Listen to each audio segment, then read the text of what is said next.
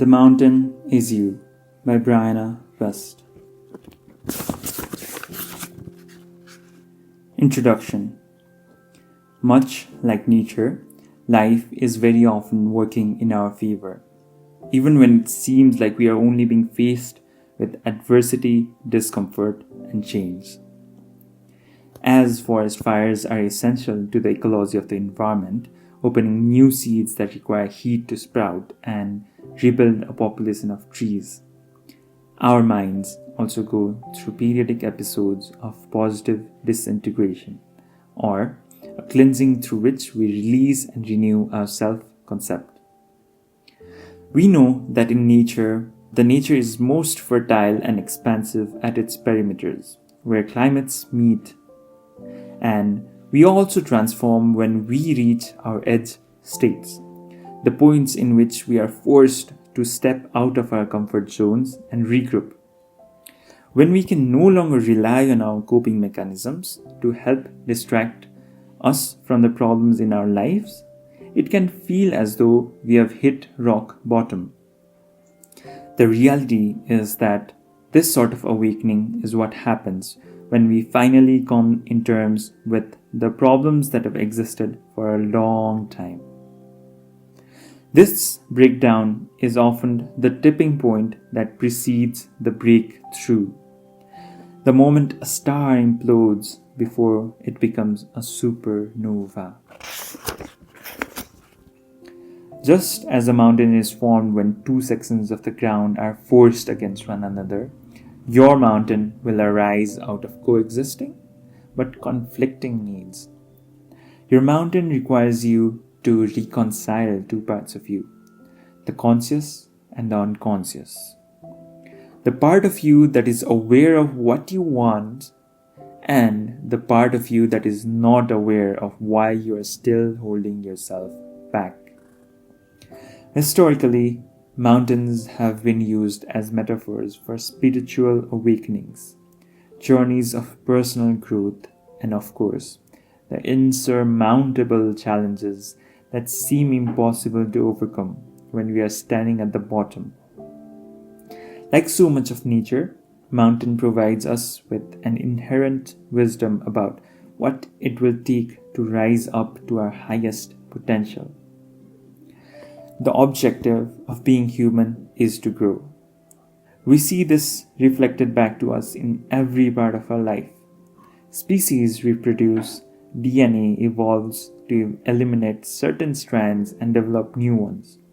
And the edges of the universe are expanding forever outward.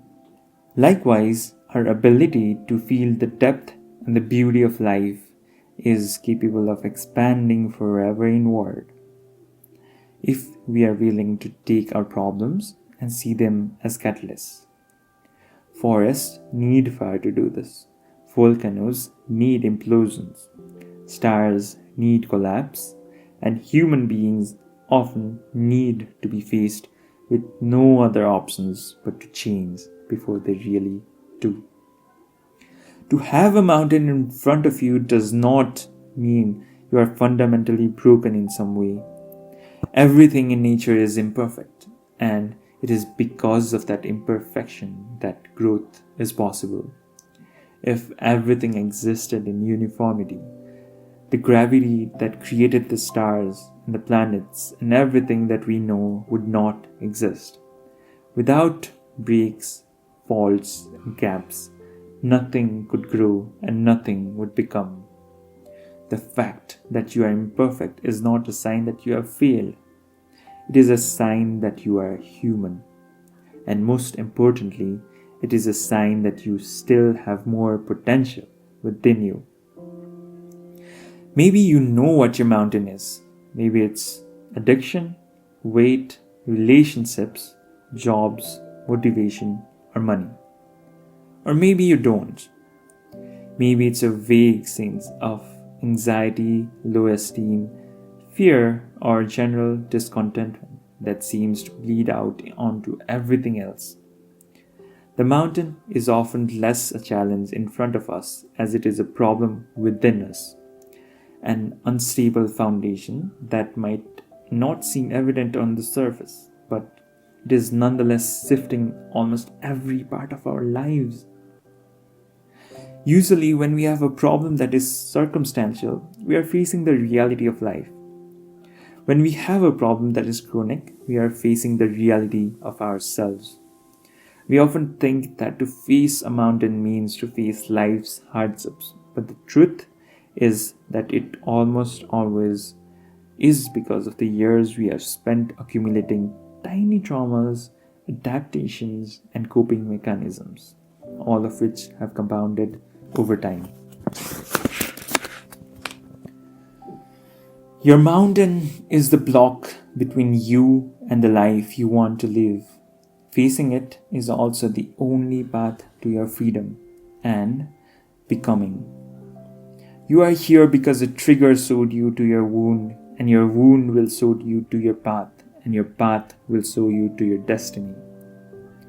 When you arrive at this breaking point, the foot of the mountain, the heat of the fire, the night that finally wakes you, you are at the crew of the breakdown, and if you're willing to do the work, you will find that it is the entryway to the breakthrough you have spent your entire life waiting for.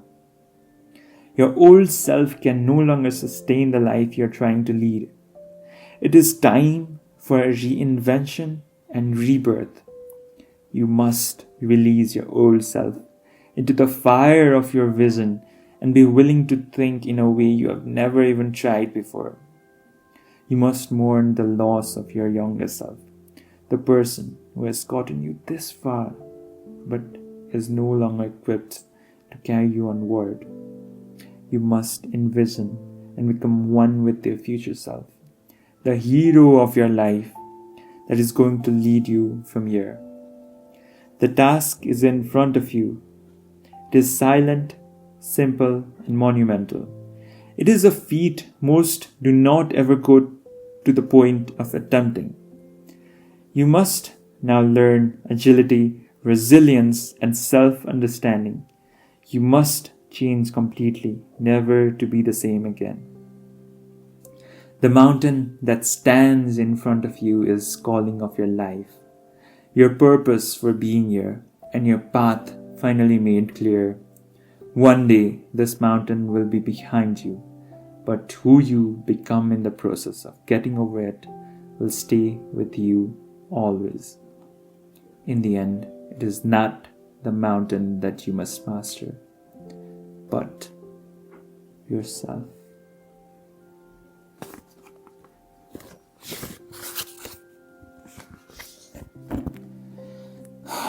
That was the introduction of The Mountain Is You by Brianna West.